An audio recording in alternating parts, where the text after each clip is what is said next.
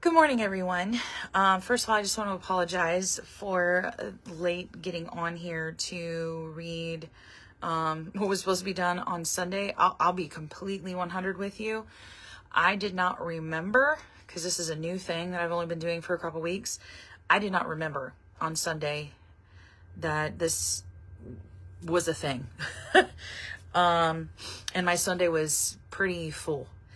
And the past couple of days have been kind of full too. And so this is the first time I was able to get on. However, I am going to put a reminder in my phone so that I do not forget to do it this Sunday before I leave for service. Because that is a good time to do it when I know that I'm not going to have anything else distracting me or basically anything noise-wise going on in the background too. So, for those of you first tuning in for the first time to what we're doing, the Lord basically laid it on my heart to read through the book of Jeremiah. I feel like this is crooked. Let me see if I can fix this. Is that better? Feels more crooked now. Maybe that's good. Basically laid it on my heart at the beginning of the year to read through the book of Jeremiah, reading one chapter a week. When he asked me that, I'll be honest with you, did not remember or realize that Jeremiah had exactly 52 chapters in it. And it was also really I believe the timing of the Lord, the fact that Brian Simmons and his team finished translating the book of Jeremiah and also the book of Lamentations in November. And so I felt like this was what the Lord wanted me to read it out of, was Passion Translation. In saying all that, if you've ever read the Passion Translation or you haven't, there are quite a few, and I'm going to hold it up here so you can kind of see. So like here is like the regular text, and then there are a lot of footnotes, and that's kind of what every page of the Passion Translation for the most part looks like. I love it because it gives background information. It tells you like if there's a Greek word that is being defined in English, it gives you a better understanding of the Greek term, or Hebrew if you're reading, because they do have old, or I guess Greek, whatever it is that they translate it out of.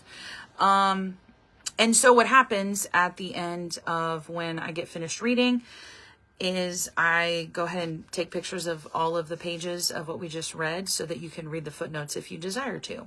So in saying all of that, let's get into reading the book of Jeremiah, chapter 3.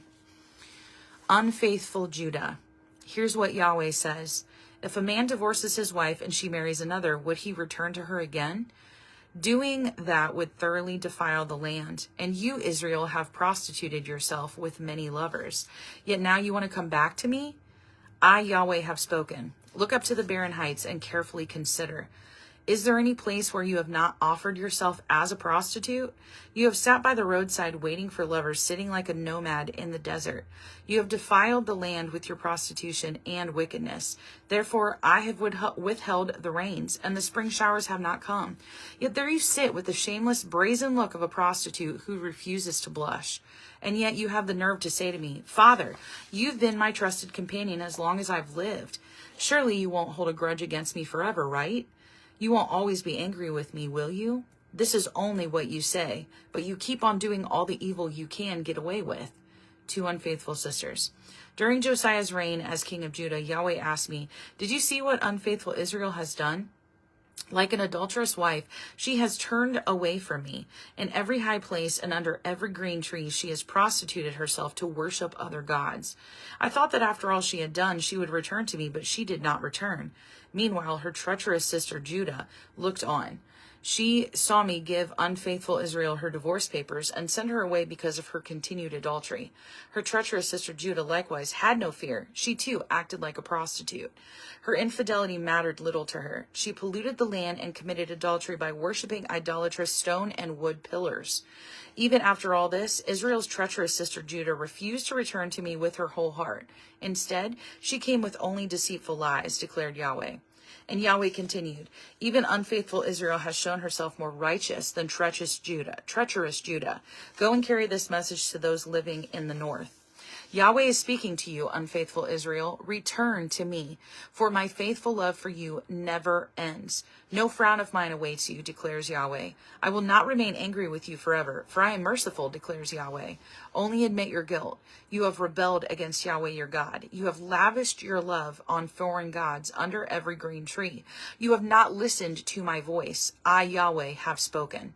I say to you, come back to me, my wayward children, and I will restore you. I will take you one from each city and two from each clan and bring you home to Zion, because I alone am your true husband. The promise of true shepherds. I will give you true shepherds who follow my heart, and they will feed you with revelation knowledge and deep understanding. Yahweh says, when my children have increased and prospered in the land, then no one will mention the Ark of the Covenant of Yahweh. It will never even come to mind. No one will remember it, miss it, or make another one. When that day comes, they will call Jerusalem the throne of Yahweh. All nations will be drawn there to be in the presence of Yahweh. They will no longer stubbornly follow their own evil hearts. In those days, the nation of Judah will unite with the nation of Israel, and together they will return from the northern lands to the land that I gave your ancestors as your own inheritance. The return of the prodigal son. I, Yahweh, said, what bliss would fill my heart to treat you like an honored son? What joy would fill my heart to give you a land of delights, the most glorious and beautiful inheritance among the nations? I longed for the day when you would call me Father and not turn away from me. Instead, as a treacherous wife betrays her husband, so you, nation of Israel, have betrayed me. I, Yahweh, have spoken. I hear the sound of voices echoing from the barren hills, the bitter weeping of the sons of Israel, pleading for mercy because they lost their moral way and have forgotten Yahweh their God. Come back to me, you unfaithful ones. Let me heal your waywardness and restore your faithfulness. We're here. We're coming back to you, Yahweh, because you are our God. We see it now. Our idolatrous worship on the high places and our noisy commotion on the mountains were nothing but delusions. Only you, Yahweh our God, can save us. Ever since we were young, Baal, the god of shame, has robbed us of the abundance our ancestors labored for, their flocks and herds, their precious sons and daughters. We deserve to lie down in our shame and be covered by our disgrace. Ever since we were young, we and our ancestors have sinned against our God, Yahweh. We failed to really listen to your voice, Yahweh, our God. That was Jeremiah 3. I will be posting pictures of the actual text with the footnotes below in the comments. So make sure you look out for those. And I will be reading, and I just realized I never sent out I said I was going to send out a reminder or a text to let you know I was going to go live. I completely forgot. It slipped my mind because I was like, I need to read this today. So I'll be sure to do that on Sundays so that you know what time I'll be going live if you're wanting to watch live. Other than that, have a wonderful rest of your week, and I will see you for Jeremiah chapter 4 on Sunday.